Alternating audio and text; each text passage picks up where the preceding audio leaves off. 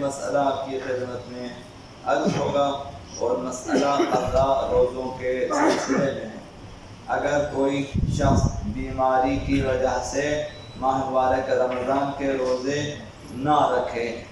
وہ بیمار ہے اور روزہ نہیں رکھ سکتا، اور اس کی بیماری چلتی رہتی ہے تا ان کے آئندہ رمضان تک بھی وہ بیمار رہتا ہے اور روزہ نہیں رکھ سکتا،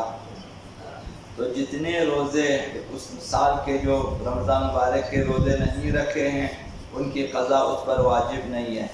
تو مثلا پچھلے سال ایک شخص بیمار تھا اور روزہ نہیں رکھ سکا، اس سال رمضان داخل ہوا، وہ مسلسل بیمار تھا اور روزے نہیں رکھ سکے، تو اب اس پر ان روزوں کی قضا واجب نہیں ہے، وہ شخص آزاد ہے اور روزے اسے ثابت ہیں، اور ہر دن کے حساب سے ایک مد طعام اس پر واجب ہے۔ ایک مد طعام 750 گرام تقریباً 14 چھٹام ہر دن کے حساب سے دینا چاہیے۔ آپ اسے 1 کلو کر سکتے ہیں، 2 چھٹام زیادہ کر کے 1 کلو کر کے دیں تو لینے والے کے لیے بھی اچھا ہوگا اور آپ کا حساب بھی برابر ہو جائے گا۔ تو 1 کلو کے حساب سے اگر دیں زیادہ بہتر ہے، 2 چھٹام زیادہ ورنہ 14 چھٹام 750 گرام یہ طعام فقیر کو دینا چاہیے۔ یہ بات عرض کیا کہ صرف پیسہ دینا کافی نہیں ہے، کہ آٹے کی صورت میں دیں یا پھر روٹی کی صورت میں دیں۔ مثلا آپ تندور والے سے یہ قرارداد کر کے ایک جو ہے 14 چھٹم کی روٹی ہو،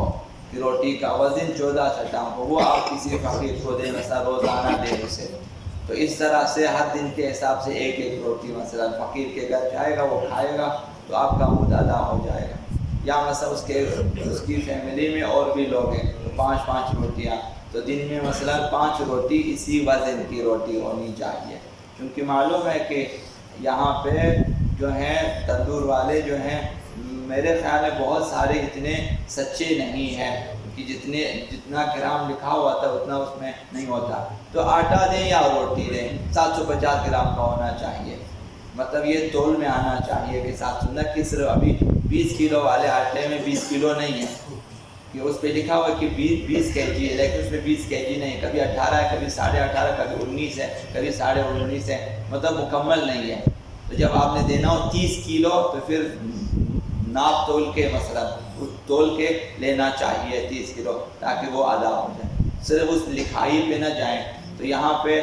آپ کو پتہ ہے کہ برعکس ہے، جو کچھ لکھا ہوتا ہے وہ اندر موجود نہیں ہوتا، لہذا تو جنہوں نے پچھلے سال روزے نہیں رکھے بیماری کی وجہ سے، اس سال بھی رمضان داخل ہو بیمار ہیں، تو ان روزوں کی قضا واجب نہیں ہے، صرف 30 مد دے دیں۔ مثلا پچھلے سال شاید رمضان 30 دنوں کا تھا تو 30 مد دے دیں، اگر 29 دنوں کا تھا 29، تو آج بھی 29 کلو آپ دے دیں، 29 مد فقیر کو دیں۔ لیکن اگر کسی دوسرے عذر کی وجہ سے روزہ نہ رکھے ہوں، مثلا سفر پہ گیا تھا اور اس رمضان تک وہ سفر میں ہی رہا، اس رمضان تک، پچھلے سال رمضان میں سفر شروع کیا، کوئی سیاح ہے، کوئی ایسا مثلا جو بہت سارے ممالک کا دورہ کرنے والے ہیں، کچھ لوگ پیدل سفر کرنا چاہتے، کچھ لوگ بائیسیکل پہ جاتے ہیں، کچھ لوگ مثلا بائک پہ چلے جاتے ہیں، تو وہ مہینوں سفر پہ ہوتے ہیں، تو لہٰذا اگر اس رمضان سے سفر شروع کرے اس رمضان تک، چونکہ وہ ایک جگہ قیام نہیں کرتے مثلا، تو لہٰذا تو ان سے قضا ساقط نہیں ہے، ان کو چاہیے کہ وہ اس رمضان تک پہنچا تو وہ مد بھی دیں اور قضا بھی رکھیں۔ واجب ہے کہ جو روزے نہیں رکھیں اب وہ اس رمضان کے بعد اس کی قضا کریں، اور ہر دن کے حساب سے ایک مد طعام بھی دیں، کیونکہ سال گزر گیا ہے، قضا نہیں رکھیں۔ دعائے ظہور میں جو کہ ہم لوگ ماہ مبارک رمضان میں پڑھتے ہیں، چوتھا جملہ یہ ہے، اللہم مکسوک اللہ عریان، پروردگارہ ہر برہنہ کو جو ہے وہ آپ پہنا دیں، ہر برہنہ کو پہنا دیں تاکہ معاشرے میں کوئی برہنہ نہ رہے۔ کل بھی آپ کی خدمت میں عرض کیا کہ یہ ہماری ذمہ داری ہے کہ ہم لوگ جو ہیں ماہ مبارک رمضان میں غریبوں کا بھی خیال رکھیں، کہ جس طرح سے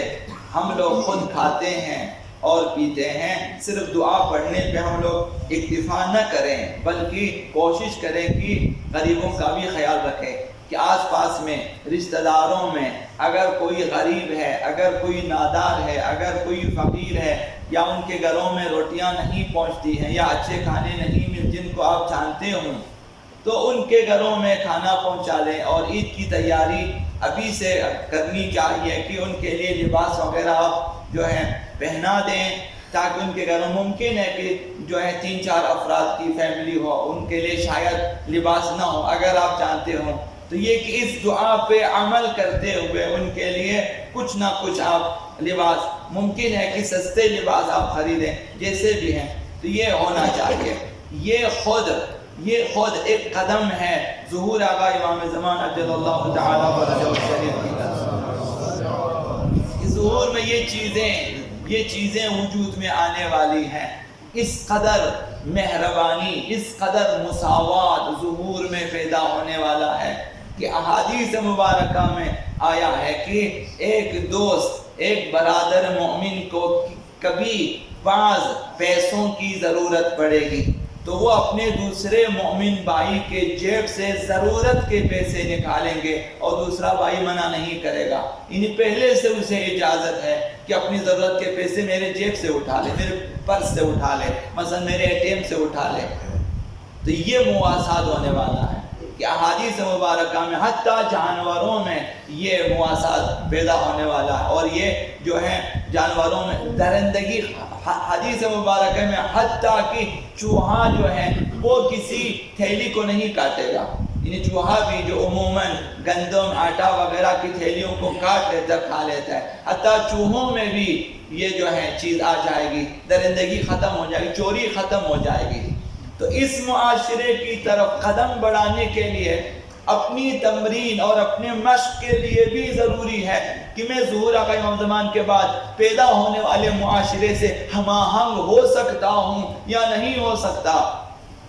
اس معاشرے سے ہم آہنگی کے لیے ابھی سے اس معاشرے میں یہ ہے کہ لوگ زکوٰۃ لے کے گھوم رہے ہیں کہ زکوٰۃ لینے والا نہیں ملتا ہے۔ اس زمانے احادیث مبارکہ میں آیا ہے کہ حضرت آقا امام زمان عجل اللہ تعالیٰ فرجہ الشریف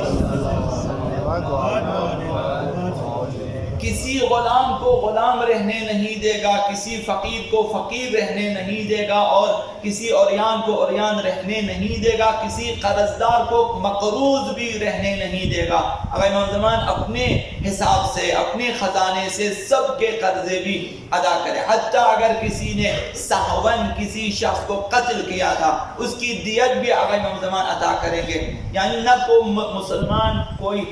کبھی غلام نہ رہے، کوئی مسلمان مقروض بھی نہ رہے، کوئی مسلمان بغیر کھانے پینے اور بغیر لباس کے بھی نہ رہے۔ تو وہ معاشرہ وجود میں آنا ہے، اس معاشرے کے ساتھ ہماری ہم آہنگی اس وقت ضروری ہے۔ ابھی سے کوشش کریں کہ